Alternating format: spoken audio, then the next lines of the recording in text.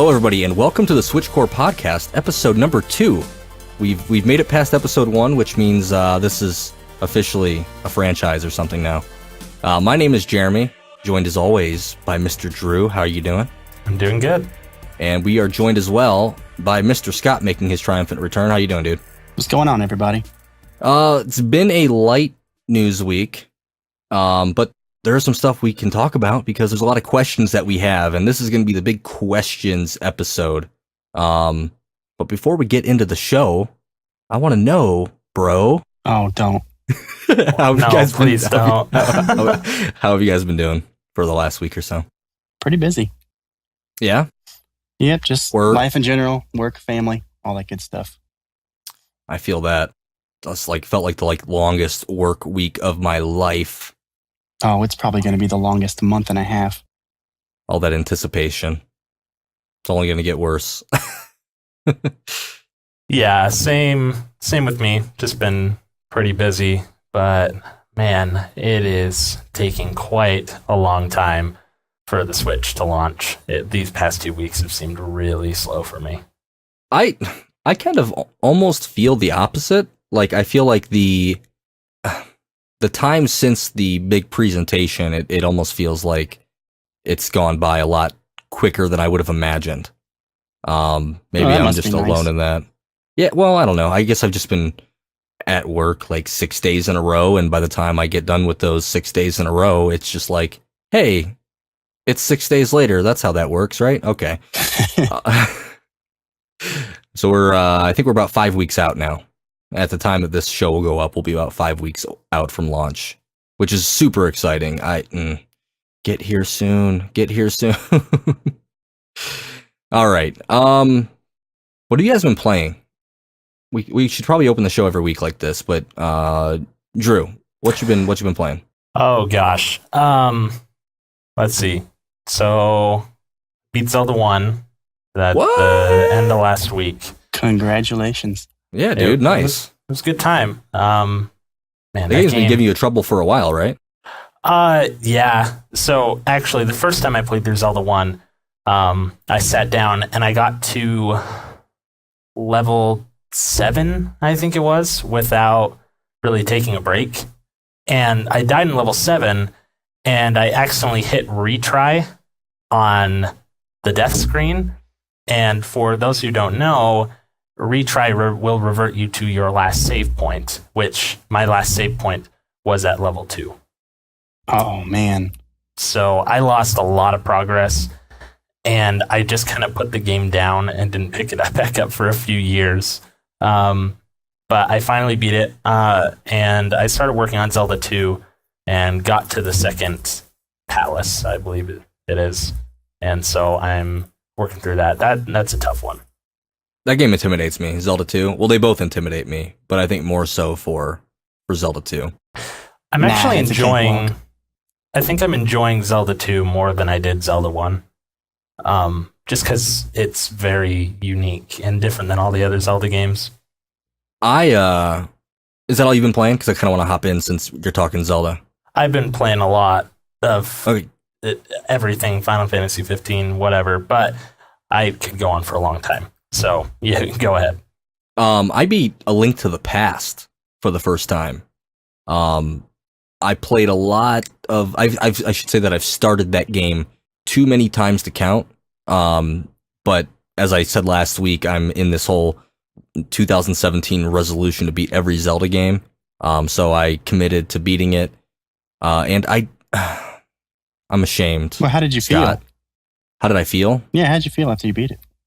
I felt good that I beat it, but a little ashamed at the same time because I didn't tell you this, and I'm going to say this now. I kind of had to use a walkthrough in some situations. I figured you might. The first half of that game, I basically beat on my own or with a kind of a guiding hand from my guardian angel, walking me through it. But that guardian angel person wasn't always available, so I took it upon myself to kind of see what I needed to do. I would start off going into dungeons, kind of blind, just going through, seeing how far I could get. But then there were a couple of things that that kind of tripped me up. So it was necessary for me to complete it.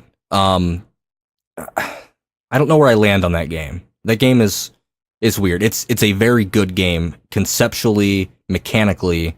It's a very good game, and it's hard to believe that a game that's 25 years old holds up that well, and just I don't know. Like the puzzles in that game are great, and the boss, like most of the boss fights, feel really rewarding when you figure out how to beat, the the character that you're fighting. But I will say it ended kind of on a low note for me because it just didn't seem like, and I said this to you, Scott, when we were talking about it after I beat it. Mm-hmm. It just didn't feel as epic as Ocarina of Time, and it probably shouldn't feel as epic. Yeah, it's not as heavy on story, that's for sure. Yeah, I mean, cinematically, obviously, it's just not gonna hold a candle to some of the other Zelda games that I've beaten, like Wind Waker and Ocarina of Time and Twilight Princess, which those are the only other 3 games that I've beaten. But I did start playing Skyward Sword because I wanted to take a break, get the motion control game out of the way, but also experience a good story-driven game after I beat a game that was a little bit lighter on the story side. So I'm playing through Skyward Sword now. How far are you into Skyward Sword? Not very far. So I have completed the Skyview Temple. I think that's what it's called. That is the first temple that you get to in that game.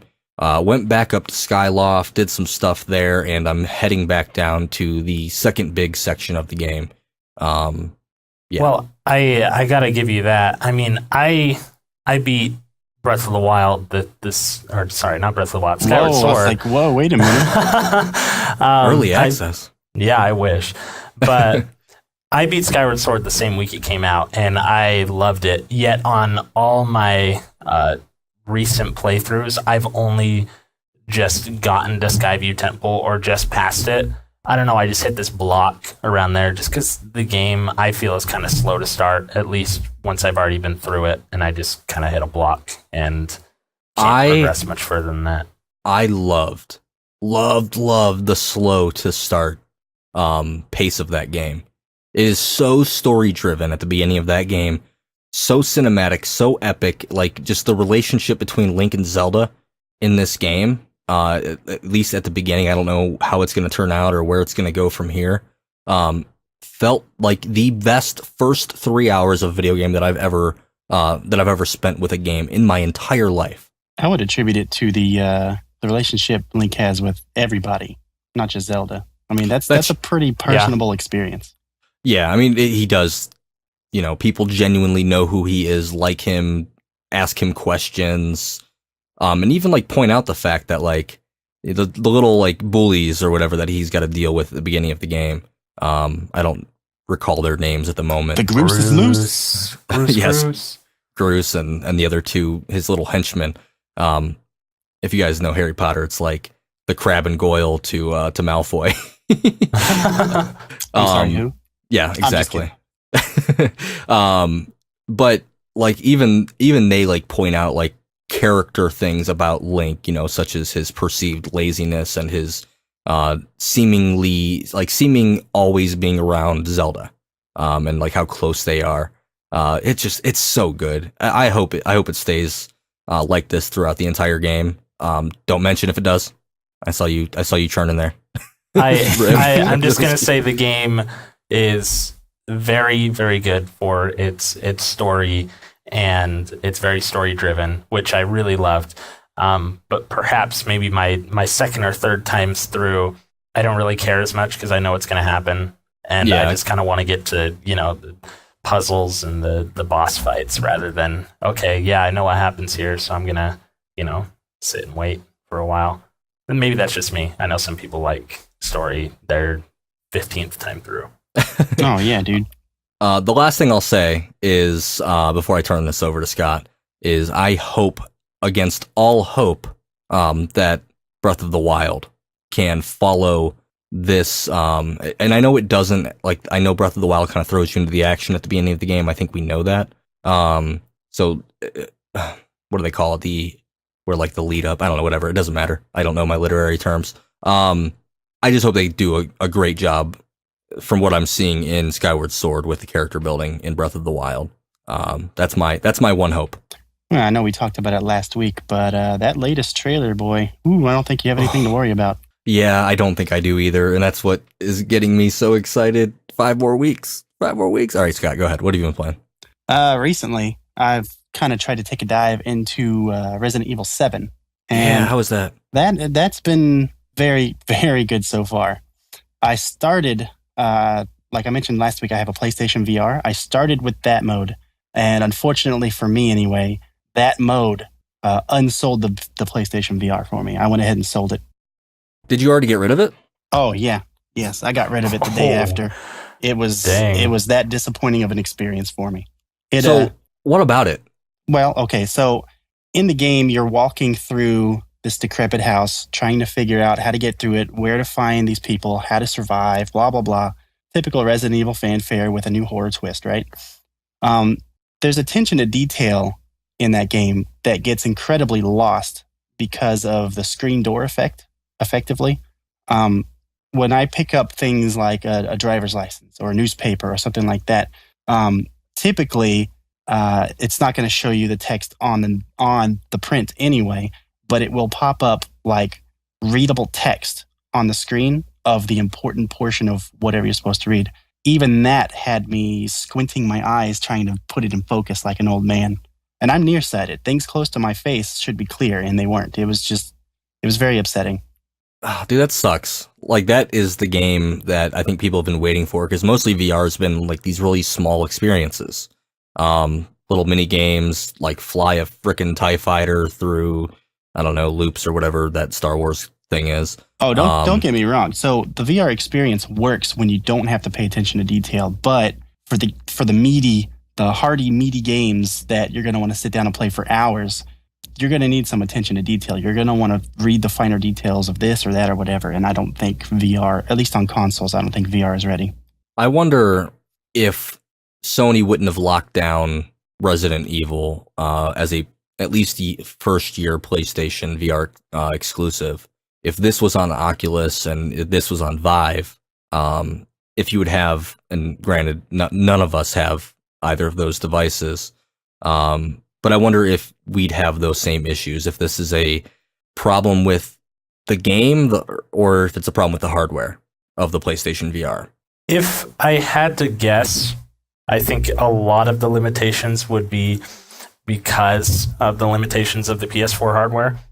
No, I think it's just the fact that they have a 1080p screen and that's it. Well, yeah, and I mean that's a big thing too.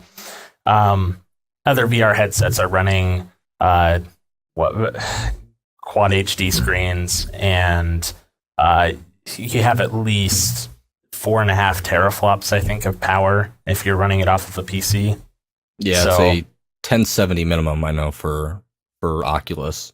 Right. Or so 970, there's a big power jump there.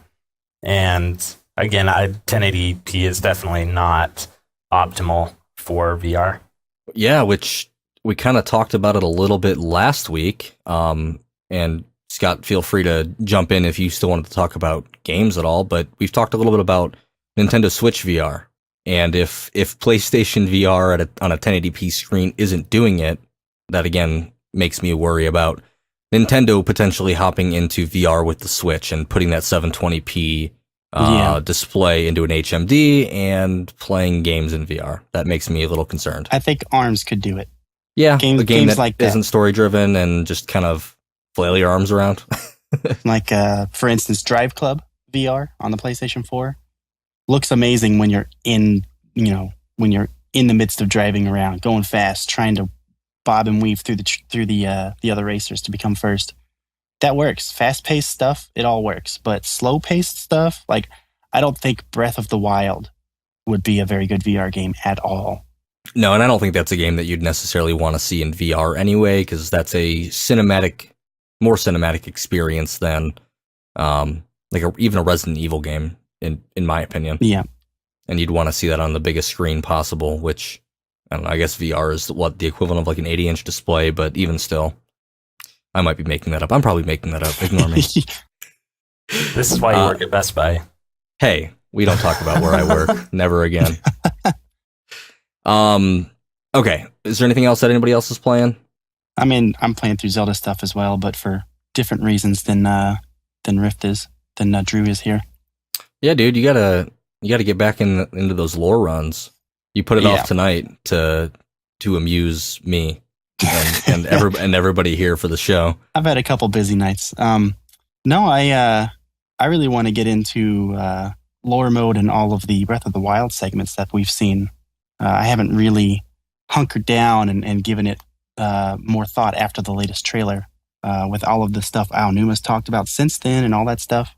And I really want to make a concise theory that I can present to people on where I think it sits in the timeline and all that stuff. So I may hold off on more lore runs on current Zelda games for a lore run on theoretics behind Breath of the Wild before the game comes out. Yeah, I think once you get to that point where you've got it all down on paper, I really do want to get a few people together that are maybe a little bit more informed on Zelda lore and timeline information, and maybe get a show out before Breath of the Wild comes out, talking and discussing that stuff if that is something that the community would be interested in. I would be interested in that because that stuff is fascinating to me. Yeah, as long as you don't mind spoilers, because if you're going to talk Zelda lore, you're going to have to go into all the Zeldas. Oh, the episode will be clearly marked. Do not come here if you want things potentially ruined for you. Spoiler ahead. I have to hop out every once in a while in Discord chat when you guys are talking about Zelda stuff because I'm playing through them all right now and I don't want anything spoiled, especially right now for Skyward Sword. So. Oh yeah, don't get that one spoiled. Yeah, I'm gonna love that game, but I'm just worried that the motion controls are gonna make me stop playing. I hope they don't. I gotta drive past that. How are you liking them so far? It wasn't bad for those first few hours because it was mostly me just running around. So really my only control was analog stick. A little bit of swinging here and there. But once I got into Skyview Temple, it was it kind of got a little bit difficult. I was having calibration issues with my Wii remote. Scott and I we're trying to figure out what causes calibration issues. I don't know. It seems weird. There's something with the sensor bar, I don't know. It's just a painstaking process. Yeah, I don't think we ever found out officially whether or not Sword, let's call it calibration, even though it's not the right word, whether or not Sword calibration relies on the sensor bar or if it's just the gyro. I don't think it has to do with the sensor bar at all. I didn't think so either, but people were saying, at least I think you found there's a lot of back and forth about it. There's nothing official, but there's a lot of back and forth. I stand by when I played through, everything was screwed up because I had bad lighting for the sensor bar, but I could be wrong. Yeah, Sandra in chat saying sensor bar does nothing, and that's what I originally thought too, but I really don't have a clue. I don't know if I just have a bad Wii remote, but I don't know. That's possible. When I first played the game, when it came out in 2011, it was really good. However, my recent playthroughs, I'm struggling a lot more with it than I originally did. And I think it's because my Wii remotes are not nearly as good as they used to be. And especially my Wii. My Wii is old and the disc drive sounds like a lawnmower. Well, I literally picked up a brand new Wii remote just to play this game because I didn't tell you guys about my Wii remote experience that I had last week. I was there. Yeah. So I have the original. I bought Skyward Sword the day it came out, and I got the gold Wii remote bundle. And that controller is sick. I love that controller. But I was having an issue where my A button was sticking, and I didn't want to play through a game with the Wii remote with the A button sticking because I was really worried that it was going to ruin the experience for me. So I committed to going out and finding the specific screwdriver that you need that nobody frickin' carries to get the Wii remote open so I can take the cover off of it and clean the A button with some alcohol or whatever. So I ended up finding the screwdriver, and I had to buy a whole kit. I only needed the one screwdriver, but I got a whole frickin' electronics repair kit for $20, whatever, it doesn't matter. Opened the thing up, took it apart, took the cover off, cleaned the A button, went to go put the stuff back together, and then I realized that one of the conductors where the batteries connect to wasn't there. So I'm like looking all over, looked on the floor, couldn't find the thing, ended up finding it, and I went to go put it back in, closed it up, got it all, screwed back together, and popped some batteries in there, and no dice. So my gold Wii remote is like broken now, and I'm like super sad about it. So I went out and bought one of the new like Luigi ones. So when you finish Skyward Sword, are you going to gut that and put it in the gold case? Huh? I'm thinking about it. Yeah. I think you should. Yeah. That controller is so pretty. That A button is so clean now. All right. Well, that's enough of my trials and tribulations trying to get my Wii remote fixed. But let's hop into news. Not a whole lot this week, as I mentioned at the beginning of the show. But there's some stuff to talk about, such as the launch lineup of the Nintendo Switch seemingly doubling in size.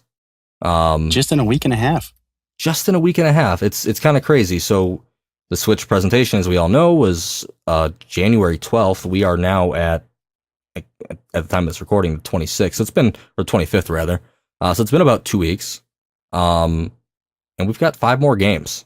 And I want to know what you guys think about these 5 games. That's you, Scott, and Drew, and then also everybody in chat paying attention live. So let me just recap the games that we know about. We won't spend any time discussing them, but we know about The Legend of Zelda Breath of the Wild, 1-2 Switch. Milk it. Which is not a pack-in. Everybody seems to think that that's a pack-in. Skylanders Imaginators, Just Dance 2017. It might be okay. What, Skylanders? Or No, 1-2 Just Switch? Dance. Oh, Just Dance. Oh, Ubisoft. These games. And then Super Bomberman R. Those are the 5 games that Nintendo announced on the 12th as launch games. But we have 5 new games. And I'm going to have Drew read these games off if you have the outline handy. Yeah. Let's see. Binding of Isaac Afterbirth, I Am Setsuna, World of Goo, Little Inferno, and Human Resource Machine, which I was very surprised that the Tomorrow Corporation, the people that make World of Goo, were going to bring all 3 of their games to the Switch, which I'm way excited about. I loved World of Goo when I played it back on the Wii. Yeah, I was going to say that's for Wii and Wii U, isn't it? Isn't that pretty touch-centric? Was it for Wii U? I can't remember. It may have made its way. I'm not 100% sure, but it is very direct control centric, meaning that you have to touch certain points of the little blobs to, create like your little thing. That's a very good and apt description of that game. I played World of Goo. I played that on a Mac because I didn't have a gaming PC at the time, and the game actually came to Mac. And it was just straight up mouse control to drag those little dots around. But no, that game was good. Like, I had a lot of fun, put probably way too many hours in the World of Goo. And I think it's funny that out of the 10 launch titles that we have, 3 of them are coming from basically the creative mind of one individual. Like, yeah, there was a team that worked on this game, but like this is like these 3 games are like one guy's like brainchild. I believe the Tomorrow Corporation is made up of 3 people. That's crazy. I mean, that could honestly speak a bit to how easy it actually is to port games to the Switch. Oh yeah. And I think that's the real story here. So these indie devs are coming in with 3-man teams and making their games run on a device that otherwise had kind of an inferior launch lineup. Hey, I'm all about indie titles. Like, just give me games. I don't even care. I didn't play any of Little Inferno or Human Resource Machine. I looked briefly at what they were upon recording this show, but I couldn't really get an idea of what they were without actually playing them. All I know is that Little Inferno, you're a pyromaniac, pretty much. Burn everything. Oh yeah, dude, I do remember that trailer. So that's exciting. Now, I want to pose another question, and this goes for the people in chat as well. So we've got a launch lineup right now sitting at 10, which 2 weeks ago was 5. Do we necessarily care about these games? arguably aren't games that are going to attract like people to actually buy a system. These aren't system sellers because they're available on other platforms. They're small titles. So what does this do for Nintendo, if anything, to attract potential consumers of this product? I'm not sure. I'm not sure that it's going to do any more to attract people to the product than the Switch already has in and of itself. But I do think that it will attract other third parties.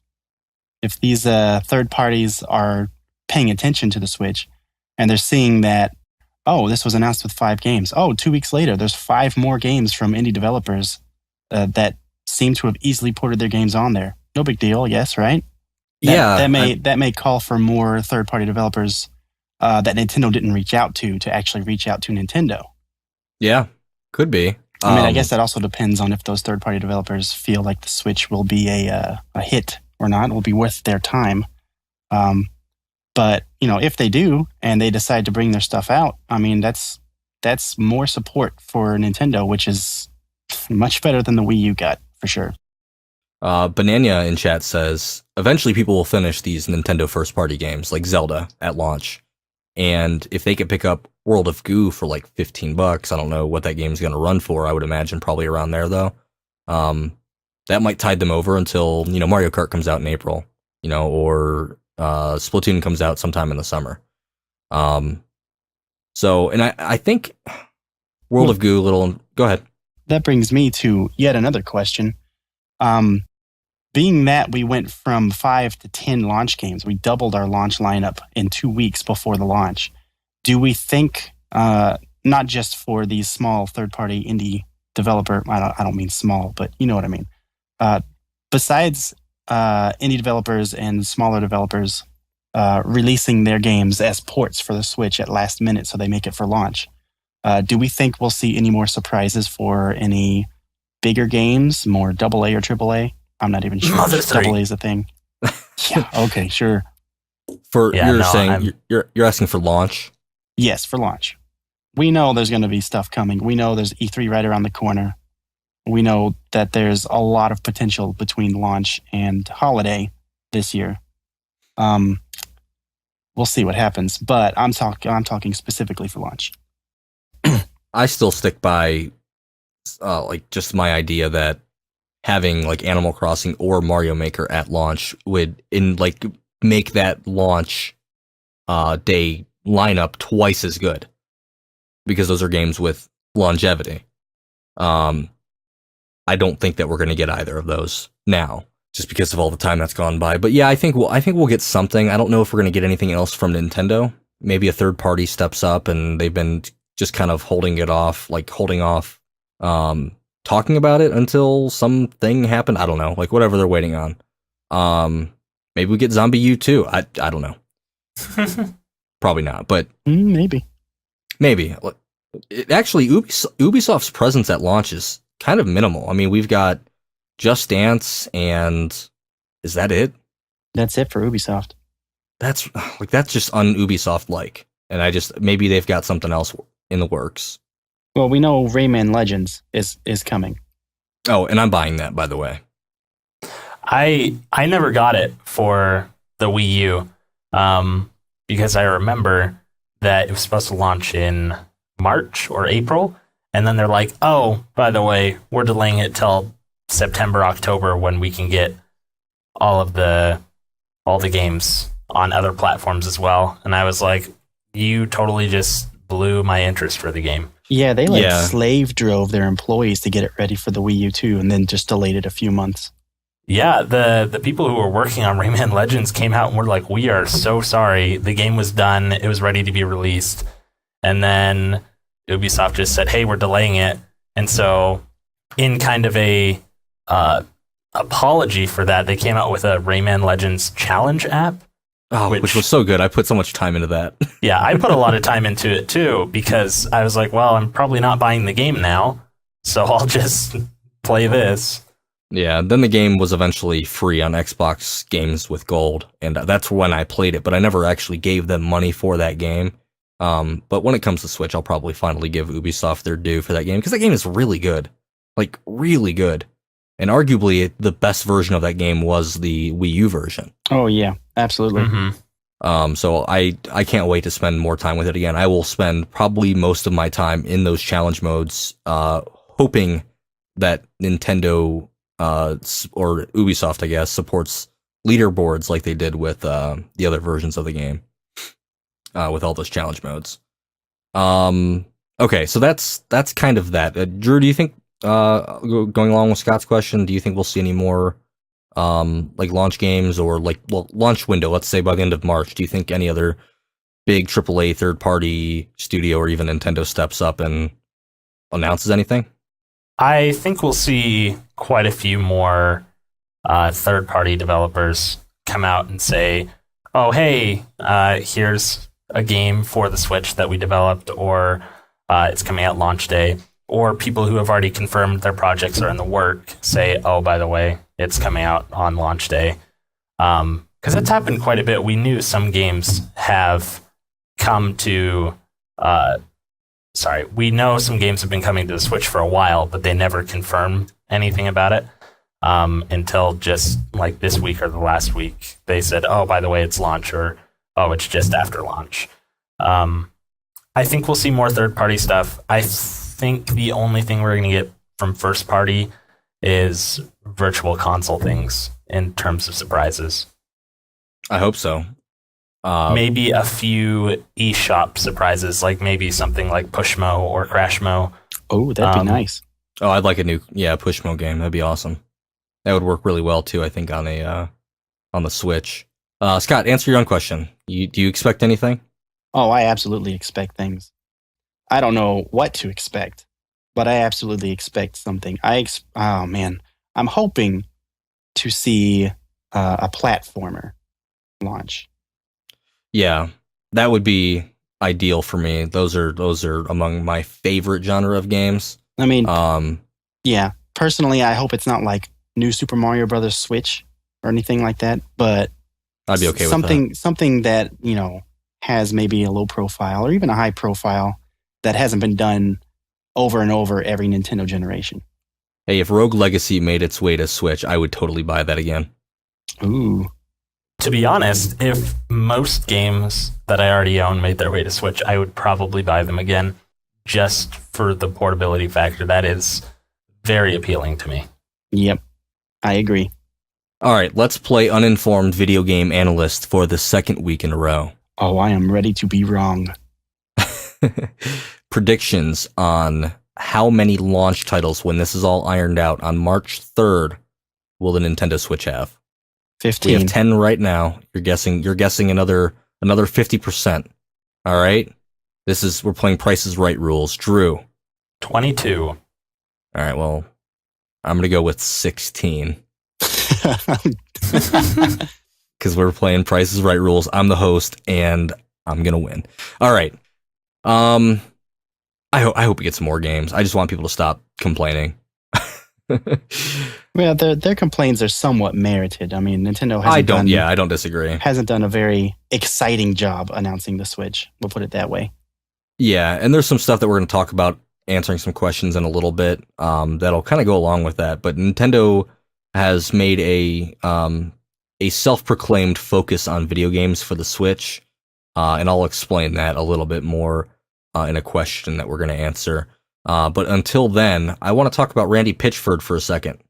You guys know Randy Pitchford, big wig over at Gearbox. Not personally. Oh yeah, Borderlands.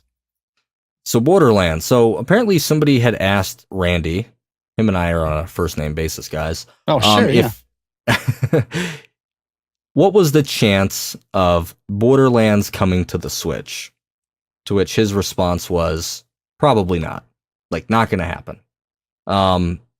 And yeah, Deltrix is giving me a sad face with that bit of news in chat. So let me just read these quotes for you real quick, and then we'll talk about it.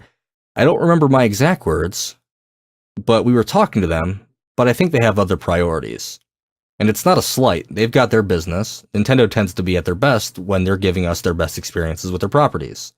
I think there might be some scenarios where if the Switch becomes a place where there's a huge number of customers and it doesn't compromise the experience that we're making, there could be a scenario where us or Take-Two and 2K decide to take the effort to make it happen. But we can't really talk about that right now. And Nintendo, I think wisely, can't prioritize focusing that to happen. I think they're better off. What it would take for them to guarantee that we exist on a Switch would be better spent by them doing the things they're best at. It wasn't meant as a slight. It's just really of priorities. I have a thought about this, but I want to hear your guys' thoughts first. I think that plays to what I was saying earlier about third parties wanting to see how the Switch does before they commit to anything. Right. I agree there, because I don't think that Gearbox would want to spend all this time, making a Switch port if, maybe their efforts would have been in vain, or they wasted a bunch of time and money on it. I am very hopeful about how well the Switch is going to do. I know plenty of people that are not Nintendo fans that are very intrigued by the Switch. I think there was a Swedish retailer who said that it was selling better than the PS4 did. From a pre-order standpoint, right? From a pre-order standpoint, yes. But, I think it's important Nintendo shows people that, we've got a consistent lineup of games, which I understand people are upset about. The Switch isn't launching with a ton of games, but you look at what they're doing, and I think Mario Kart 8 Deluxe could have easily been a launch title, but they decide, okay, we're going to let people work on Breath of the Wild and Mario Kart a month later, and Splatoon, and then Mario and Xenoblade a little bit later. I think it's smart what they're doing. Some people don't like it, but for me, I think it'll help drive sales maybe a little bit more than if there was just, okay, day one, we've got 5 first-party Nintendo games, but then after that, you have to wait another year. Yeah, pretty much. Yeah, I mean, they know that the Switch is going to sell through its initial allotment. The 2 million units or whatever that they have promised by the end of March. So why rush a Mario game, or maybe not rush it, but why push a Mario game out when you've got Zelda that's going to sell the systems that are already guaranteed to be in the hands of customers, especially with all these pre-order numbers that we're seeing. But no, I agree with you guys. I think this is very much a wait and see approach by Gearbox. I think more so by Take-Two. If you look at 2K, they're on the list of publishers partners with Nintendo. But the only game that we have confirmed that's coming from them is the NBA 2K series, which is probably the safest game you could put from that publisher on any platform. Hey, if it works, it works. Right, and I'm not knocking it. That's fine. But that's a safe game. If they sell 250,000 units, they've probably made their money back, and they've got, they could say, hey, we've developed for Nintendo. We supported them, whatever. And I don't think that Pitchford is making a slight at Nintendo like he says he's not. It's just, this is all business. And I don't know if Borderlands would really, if the Nintendo audience would appreciate Borderlands the way that the other multi-platform like Microsoft and Sony audience would appreciate it.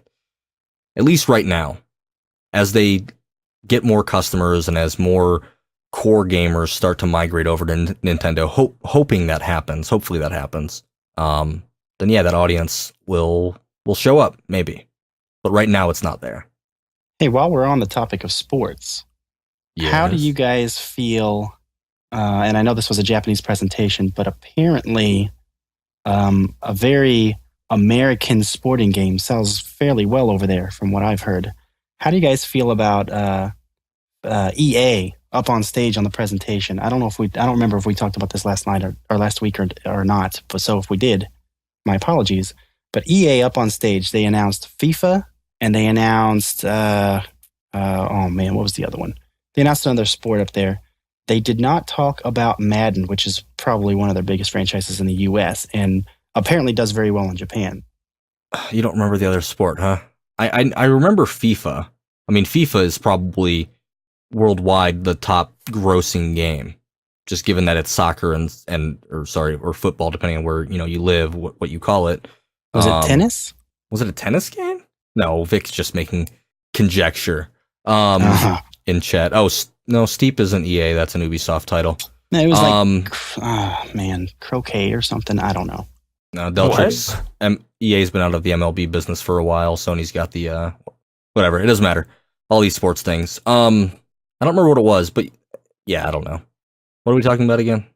I'm just EA. kidding. How FIFA. we felt about EA not talking about Madden for the Switch at all.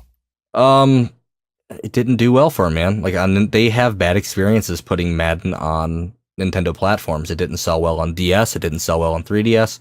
It didn't sell well on Wii or Wii U. Yeah, I guess that's true. Like, I'm probably the only person that bought at least one Madden game for each of those devices. I don't know if I've ever bought a sports game, period. But back in my douchebag days, all I played was sports. No, I'm kidding. You got that Madden? You got that? You want to ball in some Madden? I play that Michael Vick. Speaking of EA and FIFA, though, I don't think we touched on this last week, but there were rumors that it was actually going to be a port of the PS3, Xbox, or PS3, Xbox 360 versions of FIFA, because those are still made. But it was who's the CEO of EA? Peter Moore. Peter Moore.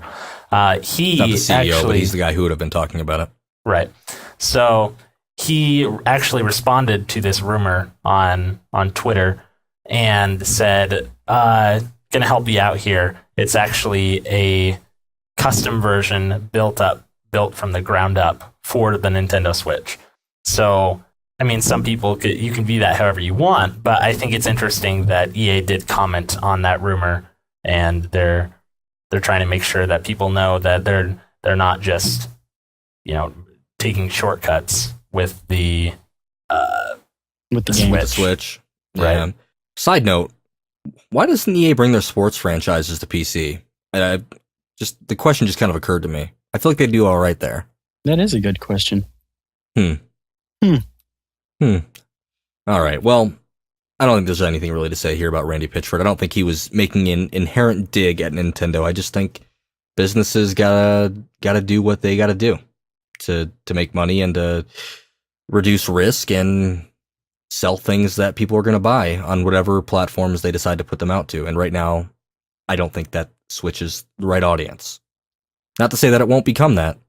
I just don't think it'll be there within the first year or two for Gearbox. So, if I could interject here. Yeah. While we're on the topic of sports, how do you guys feel about Psyonix being hopeful that Rocket League will make its way to the Switch? Oh, man. I think they're just teasing at this point. I think it's happening. It's already happened. It's happening.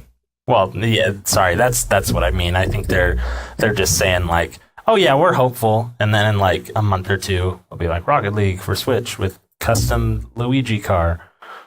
If I could, it's green. Like, if I could play some like crazy 4-on-4 matches in Rocket League, which everybody knows how chaotic that is. I think it's actually called Chaos Mode or something crazy in the game. If I could play that with like 7 of my friends, I'll have to find like 6 more friends. But if I could do that, like in a close quartered room, just like doing network play, that would be awesome. But yeah, I think Rocket League on Switch, I would love Rocket League on any portable.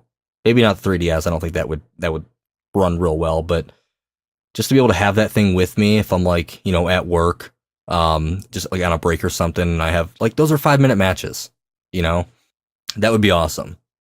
Laying down in bed, just getting ready to like relax before sleeping or something, just being able to pop that on and not have to like sit up at my computer and play that, just relax and play some Rocket League. You guys know how much I play Rocket League now. It's almost as bad as Overwatch, dude. It's actually, right now, it's worse than how much I play Overwatch. I probably play like, I don't know, at least an hour a night of Rocket League, if not more.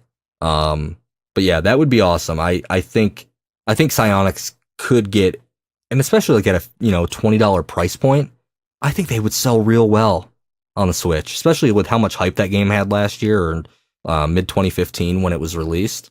I think that would translate really, really well over to the Nintendo audience at a good price point. Don't give it the Ultra Street Fighter 2 the Final Challengers price, treatment. Give it the Rocket League $20 treatment. Yeah, dude, I'm all on board with Psyonix releasing Rocket League. Really? I couldn't tell. Dude, it's gonna happen. I'll make it happen. We'll see. I will will it to happen.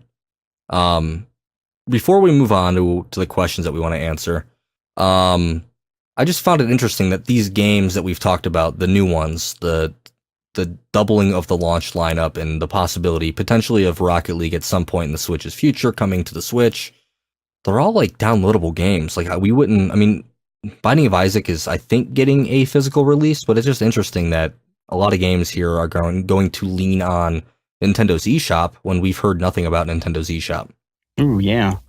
So we don't know what that's going to look like, and I think we might have a question below about some of that stuff. So I guess that's a good segue. Let's just get into it. Rift, Drew. Yes. Take the first question. We have a question here from Sin. All right. Sin. Saying, will using voice chat without the phone app be possible? And will Switch apps be able to run in the background while other applications are active? These two questions kind of go hand in hand, I think, in some ways. Voice chat on the device. I think it's in. You think it's in? I think it's in. I think so too. And there have been a few listings that have come out lately for headsets for the Switch, where it says plug it into your console and use it. I think it's been really misinterpreted, or maybe Nintendo has switched their tune a little bit. I see no reason for voice chat to not be included on the system, but I think that a phone app would just be in addition to that. If it's just on the phone, then eek. It won't be terrible, but it definitely won't be great. That's what I'm going to say. I don't know that it's in. I mean, Reggie's kind of dodged the question, like answering the direct question of will it be possible on the Switch? Oh, he's almost dodged them all.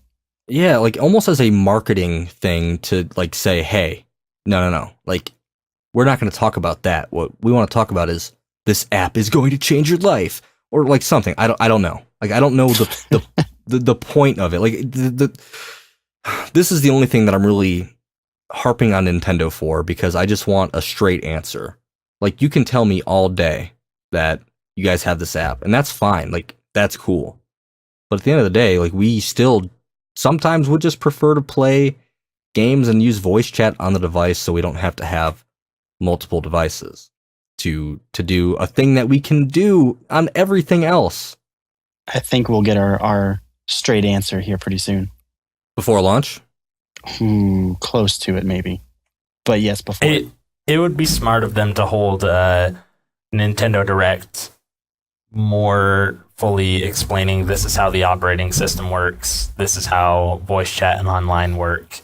Honestly, I think Nintendo's initial reveal of their online features was just kind of a test to see how people would feel about it and what they might want, and then they're just gonna implement stuff from there.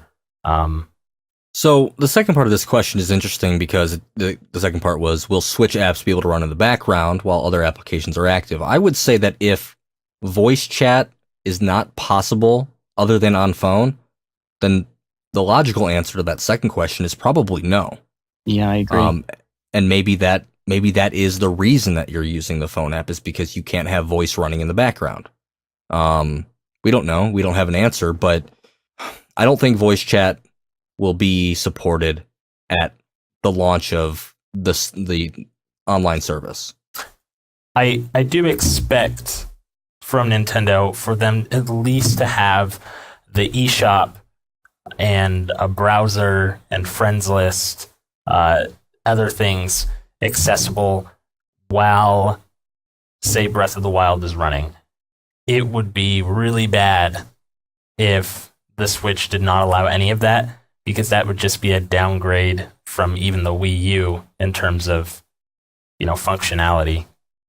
Yeah, I mean, do we even know if, I think this is another question, I'm trying to find out who asked it, but do we even know if there's a web browser on this thing? Not yet.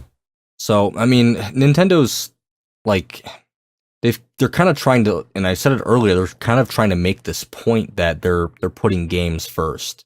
Who asked the question about video services? I get a different impression. What impression are you getting, Scott? I'm getting the impression that they aren't actually ready to release this console. They're not ready to talk about it. It's almost a month away. They still haven't given us straight answers about anything except confirmed games. And the launch date of the console. We didn't get any information about... I've lost my train of thought. My apologies. But the point I'm trying to make is, in my opinion, from what I've observed, it seems fairly obvious that Nintendo is only releasing the Switch in March because it's the last month they have to release the console they promised their shareholders they would have released to make a profit for the fiscal year in order to keep those shareholders, in order to make shareholders happy. I think it's pretty obvious that, one super heavy hitter and a bunch of good hitting indie games for launch kind of shows that the games that they've been pushing the system back as long as they can for aren't ready. And we're seeing, ARMS comes out in April or so. Splatoon comes out in the summer, stuff like that. And yeah, when they don't have many games, they've got to space them out so that it seems like a meaty year. But I think they're gearing the Switch for a very strong holiday season to have strong sales for the next fiscal year. I don't think they're too worried about the month they have for the rest of this fiscal year because they weren't ready. They were kind of forced into it. So I'm going to pose a question that was asked by another podcast host of a show that I listened to. It's kind of funny that just a month ago, the question was, is Zelda going to be ready in time for the Switch launch? And now now the question is, oh shit, maybe it was, is the Switch going to be ready for the Zelda launch?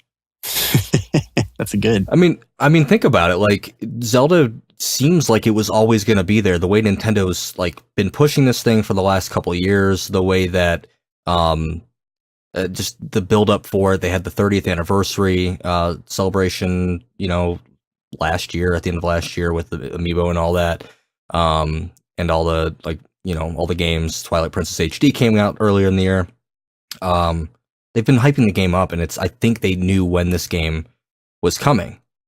But yeah, they've been talking about March for a very long time on the Switch, but maybe it was because they knew they had to have it done, because they had to get it ready to launch the Switch alongside arguably their biggest franchise, maybe not sales-wise, but critically, to get people on board with this thing.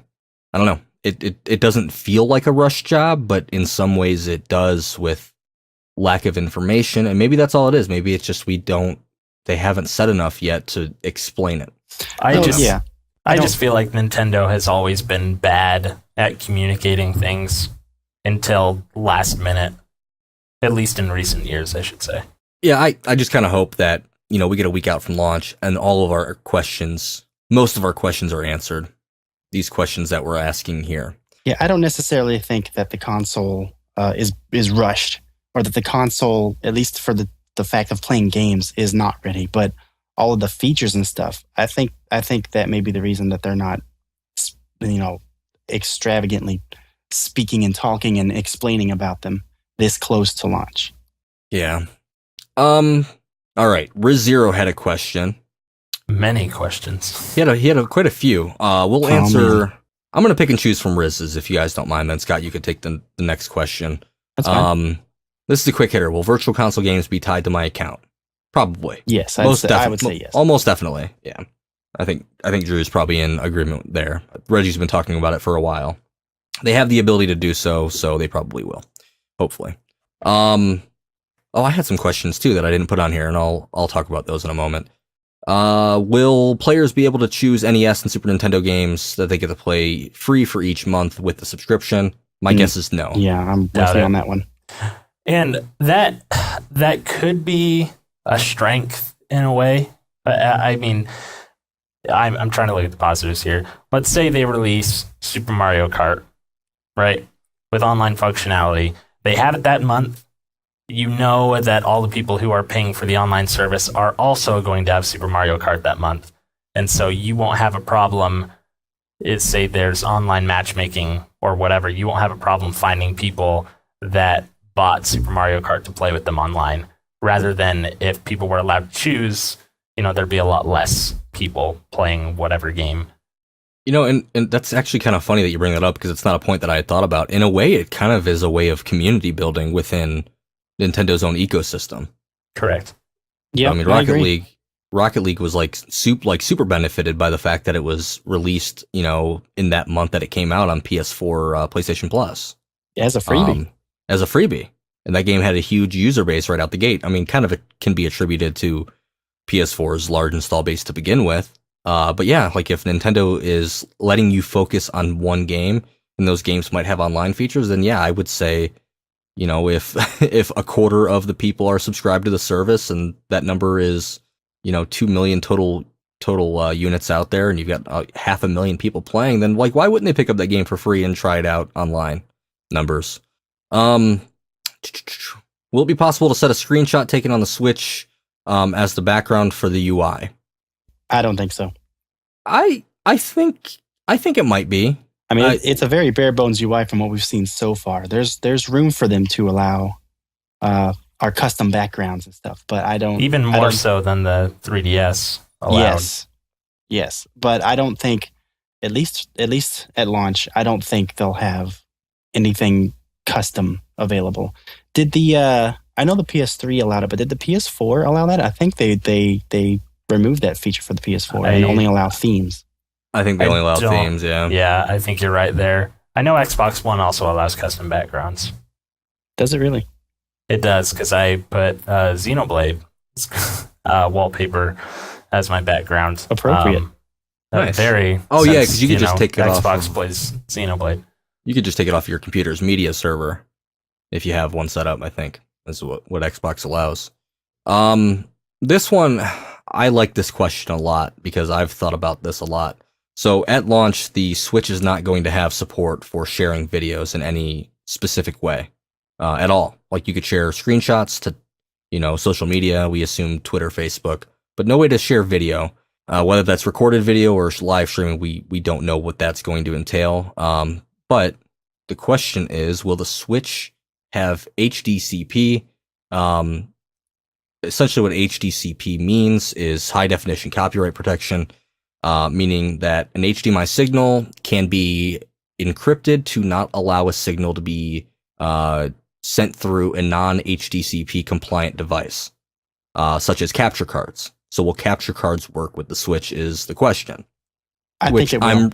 I'm worried. And I'm going to explain why I'm worried, but Drew wants to talk, so I'll let him talk. Oh, I do? All right. Okay, I saw your mic moving. Oh, sorry. Maybe I do want to talk. Anyways, I do not think that they would take away capture card ability. I think that would hurt them too much in the long run. If they did, they would have to implement a good video recording or video streaming service. Otherwise, they'd be kind of screwed because that's not something you can fix easily. So here's a little bit of history.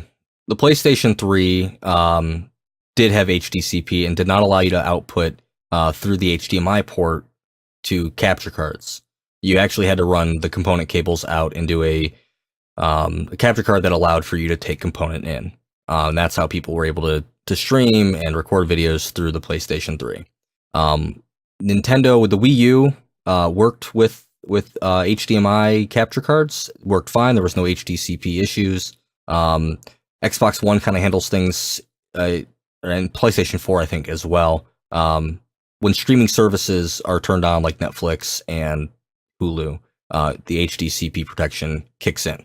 I'm worried that the Switch is going to lock it down, because I feel like when they roll out their video service, they're automatically going to enroll you in their weird Nintendo YouTube affiliate program, and they're going to make the money on you and not give you the choice. Like, that is my biggest concern, is that they're so worried about their IPs being shined in this Nintendo friendly, don't shit on Nintendo light, that they're just going to minimize it as much as they can. That's what I'm worried about. I think it's going to be fine. I hope you're right. I hope Nintendo gets out of their ways with the way that they handle YouTube and content ID on YouTube and all that stuff. But they are partnered with YouTubers who openly express their capture card 3DSs, which was not provided by Nintendo, by the way. That's true. Yeah, I don't know. I thought Nintendo had like a rule when recording video that it had to be like you had to have a camera pointed at a 3DS or something. I think that was only at promotional events. Right, because Pro Jared, in an interview, he specifically said he has a 3DS for capture device, and he said this in front of Reggie. Yeah, and right. Reggie in front was of like, Reggie's face. Reggie was like, "Oh, cool. Yeah, we like you because you buy lots of our products." I'm sure he doesn't mind that he's buying a 3DS to install a capture card in it. He also said to Reggie's face that Metroid Other M was a shit game. As well as Phantom Hourglass. As well as Phantom Hourglass, you're right. I like both of them. We're not going to get into that. Anyways. All right, let's move on. Riz asked if we know what Breath of the Wild amiibo do in the game. We don't. They haven't said anything. We know what the older amiibo do, like the 30th anniversary amiibo. You know what I would love? I would love if when you scan the Guardian amiibo, it gives you like a little Guardian spider pet, like kind of like Wolf Link that'll just go around. I would absolutely love that. But like a little Shrine of Trials sized Guardian. Just no, I don't. The size of Wolf Link. Oh yeah, I see. Or just like a little spider that'll go and like seek out rupees for you or something like that. I don't know. I'd go nuts for that. I think it'd be so cute. Will GameCube becoming a virtual console, and if so, what happens with the games that use analog controllers? In addition, will retro Joy-Con controllers be sold separately to provide these controls? Would they contain less tech and be sold cheaper than regular Joy-Con? Yes, no. Yeah, I think GameCube Virtual Console comes. I think they sell Joy-Con attachments, but I don't think huh? I said nope. Adapter support. You're saying okay. So you're saying the GameCube, for the Wii U adapter. Yeah, that'd be fine. I have a feeling that they're going to do something very similar to what they did with the Wii U. Come out with new versions of GameCube controllers, and just sell an adapter or allow use for the previous adapter. I think it's just going to be the previous adapter. I think not to go on a tangent here, but I think there is a specific reason that there are two USB 2.0 ports on the outside and a USB 3.0 port hidden on the inside. I can agree with that. Oh, I thought you had specifics. I thought you were going to get into it. Sorry. I had an advertisement playing and throwing my chi off here. But yeah, I think they specifically have. There was a rumor saying they really wanted to get GameCube Virtual Console going, and they really wanted to keep Smash Brothers Melee relevant going forward on hardware. And I want to believe that. I want to stand by that because I think it's true. I think they've got the GameCube adapter in mind, not just for Smash Brothers Melee as a Virtual Console game, but also for whatever port they're going to call Smash Brothers for Wii U/3DS going into the Switch. Because all of the professionals, all of the tournament fighters for Smash Brothers use the GameCube controller. It's almost exclusive. Not 100%, but it's like 99%. And there is almost no way they would not support the GameCube controller going forward with one of their big esports games. One of their only esports games right now until Splatoon 2 and ARMS gets going. Dude, ARMS might be at Evo next year or this year, and that's I heard exciting. about that. So that could be super fundamental to getting that game off the ground and in the hands of enthusiasts of fighting games. That'd be kind of cool. I guess I'm just gonna answer we're gonna answer all these questions by Riz because I like them so much. Will the eShop have an alternate website front end, and if so, will the Switch support remote downloading for software purchased through the website, and also if you have it pre-ordered, if you pre-order it digitally? Double yes. So yeah, I think the 3DS and Wii U have a front end. It doesn't. They do, yes. Provide the game download, but I think it gives you like a download code or something that you then type into your system. No, you can purchase on. Go ahead. Yeah, on the 3DS, you can now purchase games, and it will download directly to your 3DS. For example, I got a 15% discount, or maybe it was 30, on Super Mystery Dungeon for my birthday. All I had to do was go on to the website. I said, hey, this is what I want to do. Put in my credit card information, finished, and it said, cool, it'll start downloading to your system. I picked my 3DS up about an hour and a half later, and it was done. It was already on my system. Didn't have to do anything. You didn't have to go onto your system and like confirm that you wanted to start downloading it. It just started. Nope, it just started. So I think that's the answer right there. Icon. Unless they're moving backwards in time, I think that's going to happen. Let's hope not. Is there space reserved on game carts for game updates? No. That is going to live on your internal memory, the 32 gigs supplied on the Switch, or on your micro SD card. Same thing with your game saves. Game saves will not live on your game cartridges. That game cartridge is read only. Which, honestly, this is me, and I know some people might not agree. I like that, just for the fact that if 1.0 version of the game has really funny glitches, then you can still play that version of the game and do those funny glitches without having to worry about...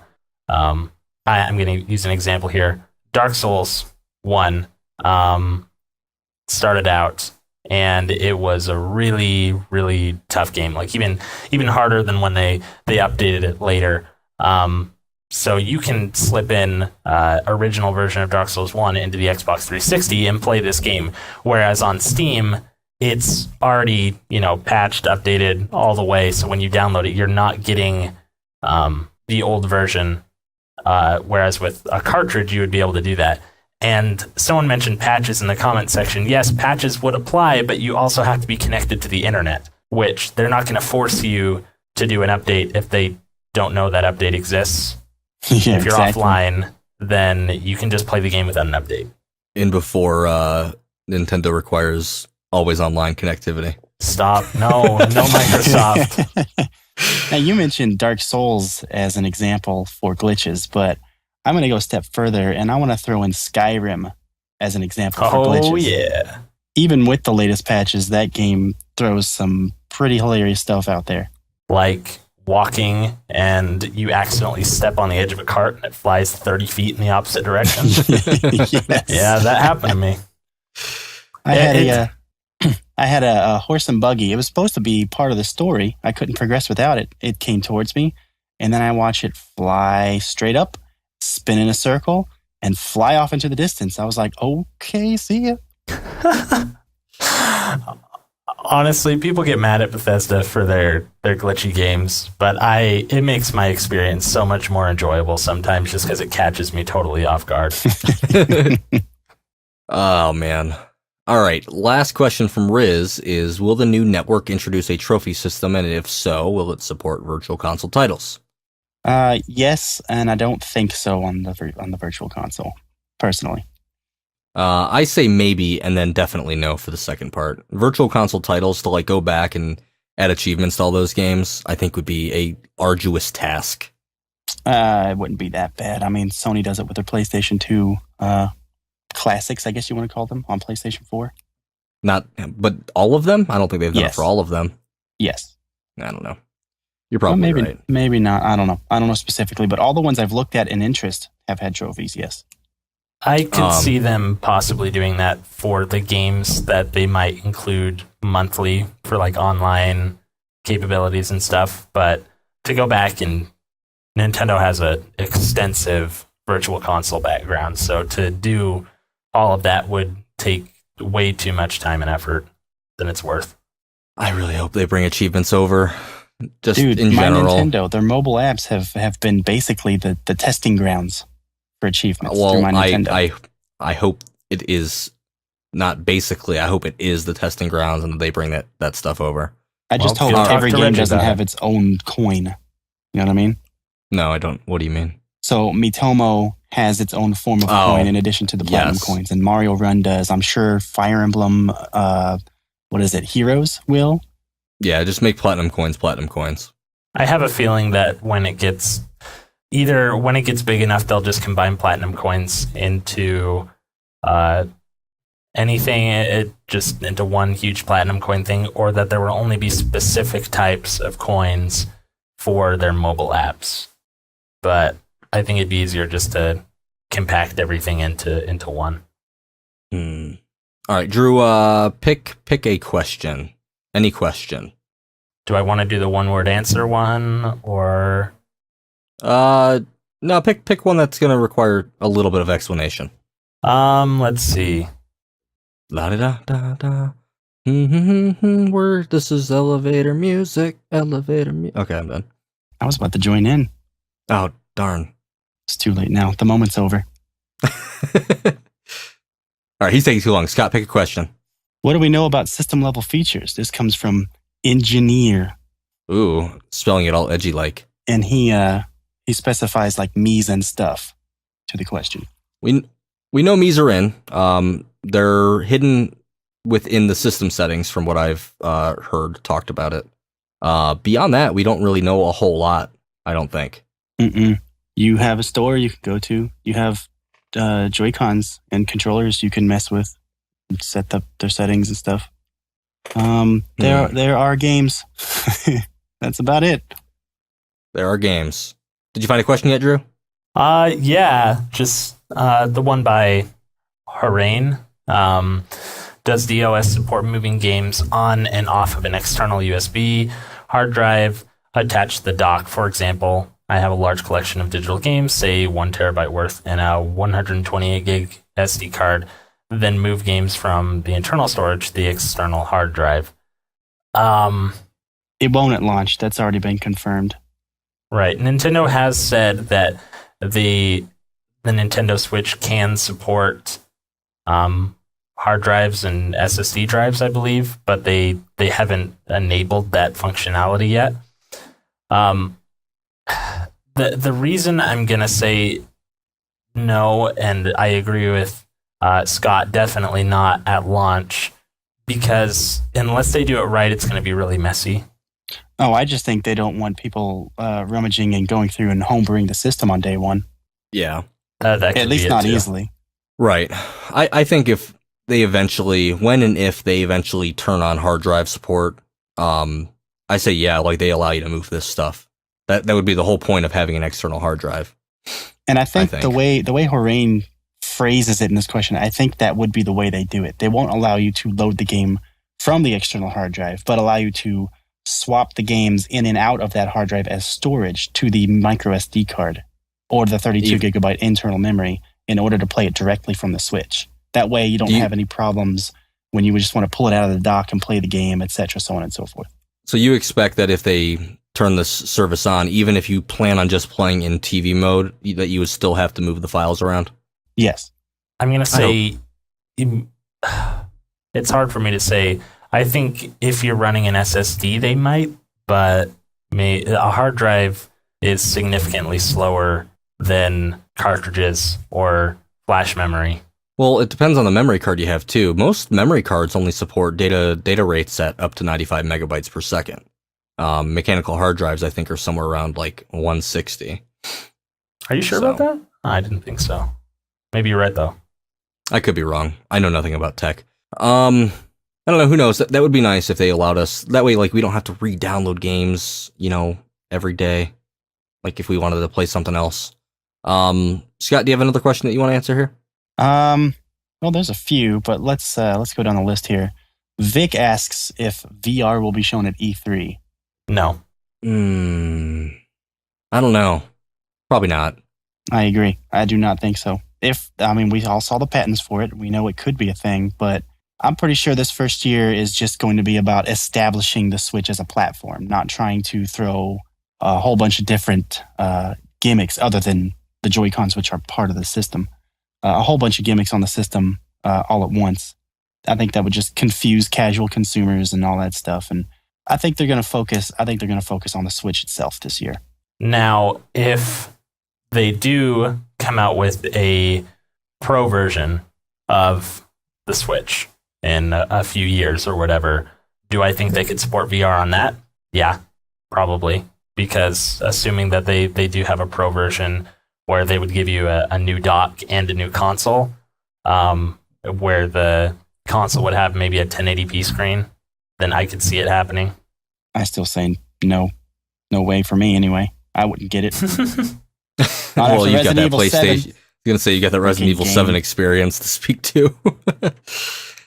Let me answer another one here. From Zeno. Zeno asks, what FPS series games would you like to see come to the Switch and why, considering none of these have been shown for the system? That no FPSs have been shown for the system, which I actually found kind of interesting that was the case.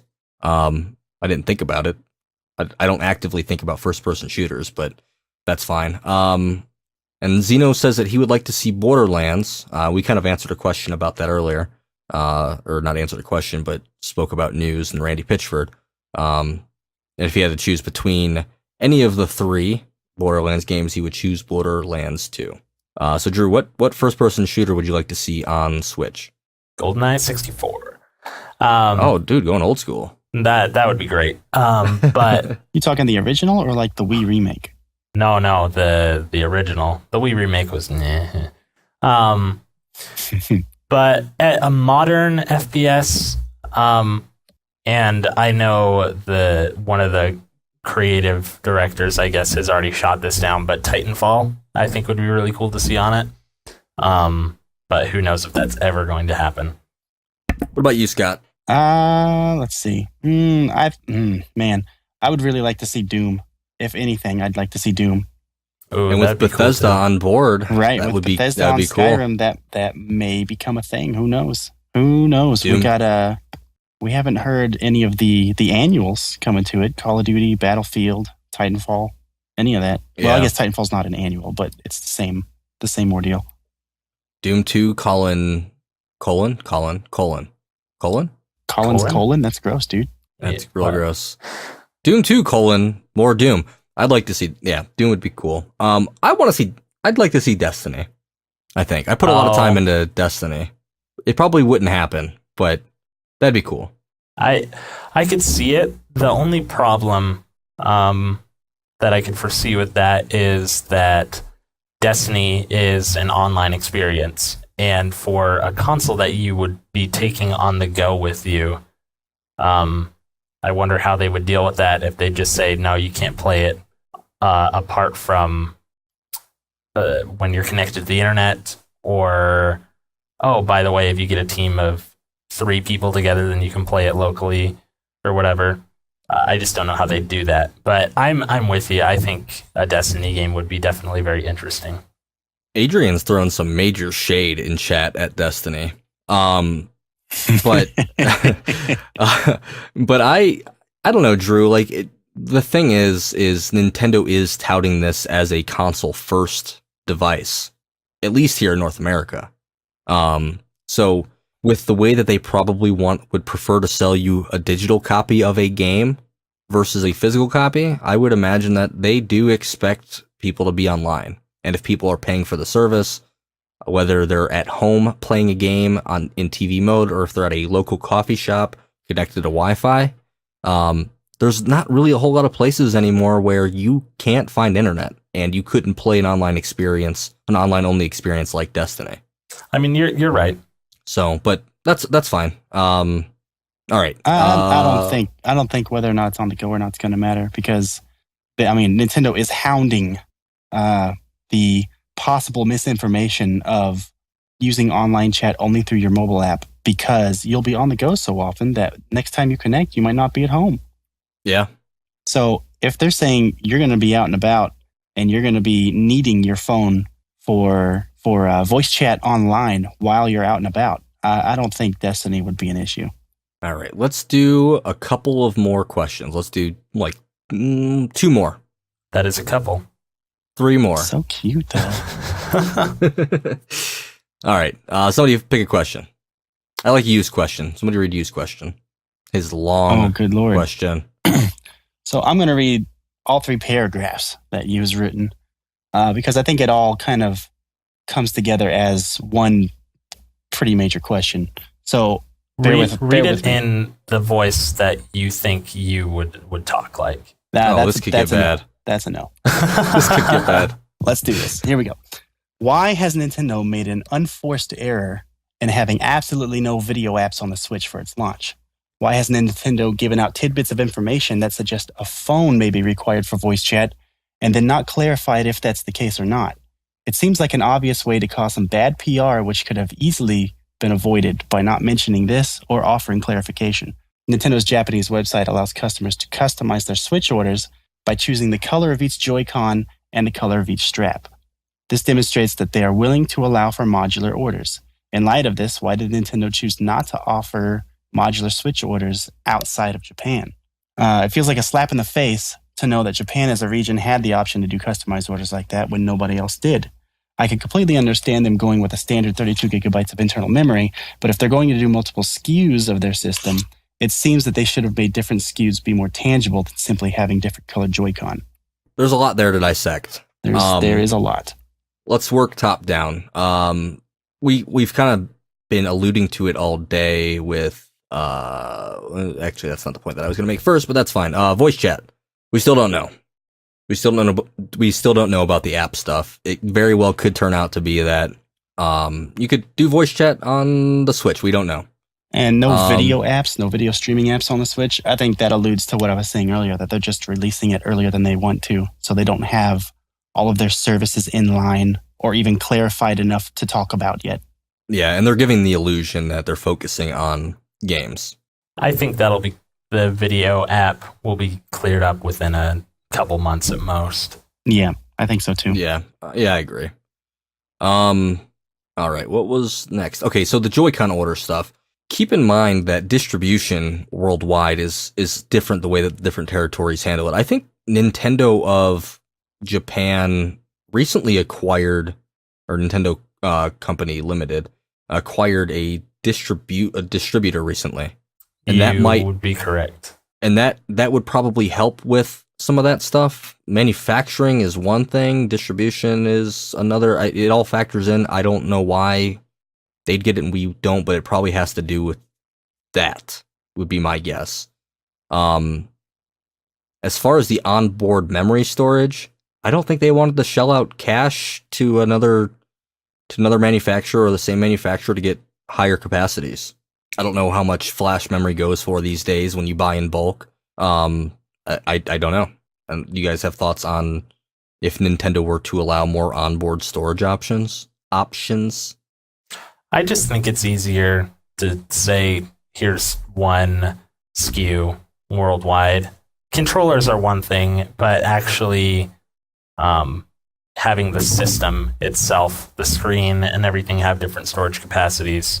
Yeah, like I think that's the thing is like they're already manufacturing these different color Joy-Con options.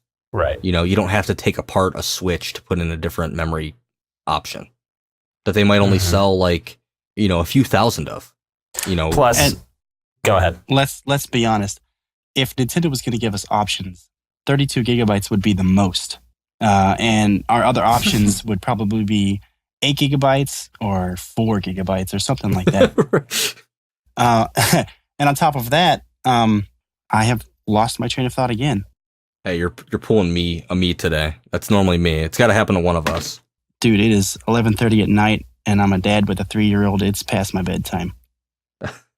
All right. Drew, is there another question on here that you wanted to answer, or did we get through all of that? Yeah, we got through most of that, I think. Yeah, I just think it's easier to, you know, offer a standard storage option, and then because most people would rather, if it has an expandable storage, most people would rather buy their own flash memory rather than have a maybe marked up one by Nintendo. Yeah, and especially if they go the Apple route, the way that Apple prices their Right. higher tiered SKUs. It's like $100 more for Yeah. double the storage. Yep, I would rather spend $50 on a 128 gig card than have Nintendo charge me another $100 to go from a 32 to a 128 gig card. All right, last question is actually from me, and I apologize. This is not an arrogance thing. But I just kind of want this answered from you guys because your guys' opinions matter to me.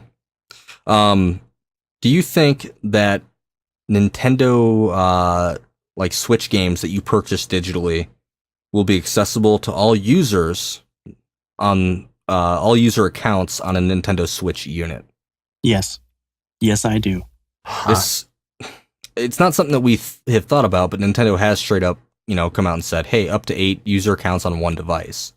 They have also, forgive me if I'm wrong on this, I believe, I'm not sure if I heard this in a podcast or if it was something I read, that Nintendo will only require or may only require one online subscription per household. Like for each device? It might be per device. It might be, they might do something similar to family sharing. I have no idea. But Vic's getting mad at me for mentioning podcasts in this podcast. Oh well. He'll survive. But it's hard to say because with the Wii U, that was definitely the case, where you could share. Well, keep in mind that on the Wii U, games were tied to a system and not to an account. Right, and that's the only thing that would make me think that maybe there wouldn't be games that you could. It's really hard to say. Let's put it this way. If Nintendo locks it to user accounts, they're idiots. I'm just going to say it. Yeah, I was going to say the PlayStation 4 and through by extension the PlayStation 3 as well, they both allowed all content downloaded on the machine to be played through by all profiles. Unless, of course, you had parental controls on and had locks on the software, but they could still see the software was on there. Yeah, and like I don't know if you guys have come across this, but I've got friends that I work with. They each have their own Xbox Live accounts, and they actually set their home Xbox to the other person's account or other person's Xbox. That way, when they purchased a game, that person would have it on theirs. But because they were logged into their account on the other Xbox, they could actually both play the game. Yeah, that's frowned upon. It's super frowned upon. Don't do it. I shouldn't have even explained it. Oh, wow. Can't believe you. I know. I'm promoting that is a digital mild sharing. form of piracy, sir. But yeah, like I think Nintendo will allow if a person logged into that account has access to that game, and maybe they'll do a home console thing like Xbox One does. If that person is logged in, or if that person has the digital license to that, each account would probably have access to that game, would be my guess. We would hope so. We would hope so. Especially now that I'm considering that the games would take up memory on the system. So, say you have only 32 gigabytes of storage, and you have Breath of the Wild, Splatoon, and Mario Kart installed for one user, and another user logs on and they can't play those games, and they try to download something else, but there's no more storage. I don't know. It would not be the greatest. All right. That kind of, I'm just thinking out loud here, that kind of posits the external hard drive theory. 8 user accounts per Switch. If there's going to be 8 people using one Switch, they're going to need storage. Yeah, assuming that each of them has their own style of games that they like to play, Right, yes. Also, 8 people getting Nintendo eShop gift cards for the holidays. Each getting their own game, working together to find out which games they all want to get so that they can not buy the same game twice. Because I'm sure even though software is on the Switch, if you didn't buy that game with your profile, it'll still be available for purchase. From the other account, you think? Right. Like if they download, say, 8 children, Octomom here, all have a Switch and share it between each other. And they all someone downloads Super Mario Brothers, for instance. Well, they've run out of room, so they need to delete some games to make room for more. And they delete Mario Brothers as one of those games. Someone else from another account goes into the eShop, decides, you know what, I really want to play Mario Brothers, and buys it without realizing or remembering that their brother, sister, cousin, whoever already had bought it and could just re-download it. Yeah, I wonder if Nintendo would like give some kind of language in the eShop, like, oh, already owned on this device. Probably not. They want that money. If they're going account based like everybody here, including us, thinks they are, there's no way. Yeah. Well, that's why I think they're going to, not at launch, obviously, but going to support hard drives. External hard drives. Yeah. Yeah. All right. Is there anything else that we want to say before we get out of here? One more. Okay. Just because I want to say it so bad. Okay. I know which one you're going to do. Yeah. Epic Martin 7 actually asked the question about the Smash Brothers Amiibo CPSIAs getting updated with 4 blank spots. And we know 3 are coming: Cloud, Corrin, and Bayonetta. But that 4th one leaves room for a new challenger to come with the supposed Switch port coming hopefully later this year. And if it's not Ice Climbers, I will riot. It's not Ice Climbers. I will riot. It's Solid Snake. He's coming back. Okay, I'm not right, actually. I don't know. It's got to be Ice Climbers because those they are so unique in their play style. Is that like the last Smash characters that haven't been released yet? Well, I mean, you have Wolf from the Star Fox series and Snake. You have other clone characters like, I think Young Link and Pichu have not made it to the Wii U 3DS versions. No, because Pichu was kind of a handicapped character in the first place. Yeah, well, so was Roy, but they brought Roy. That's Roy's also our boy. true. He is our boy. But yeah, what I'd hope for this port is that they bring back characters like Ice Climbers that they did remove because of limitations of the 3DS. But I hope they also add some new characters as well, some fresh ones rather than just returning veteran characters. I have a very strong feeling that will be the case. In the months after the launch of the game, they will continue to support it, continue to release Amiibo. It's exciting, dude. I'm excited for this entire year. This year is going to be great. It's going to be great.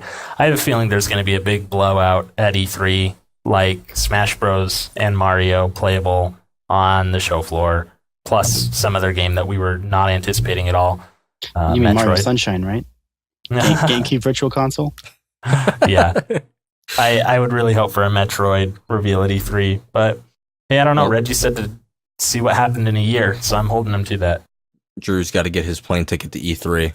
Banana Bot brings up a pretty good idea with the ARMS characters in Smash Brothers. Ooh, yeah. Could you imagine playing as Ribbon Girl? Just flinging your arms everywhere? Oh, God, you said Ribbon Girl. Now the chat's going to go crazy. Let's get out of here before it does. All right, I'm out. All right, guys. Thanks again for listening. Thanks to everybody in chat tonight for contributing and sending your questions to us earlier in the day. I think it helped fill out the show really well. Yeah, you guys make it fun. Yeah, you really do. Mm-hmm. Remember, if you want to send us any questions that you want to have answered on the show, you can do that now at podcast@switchcore.net. So feel free to send us an email there.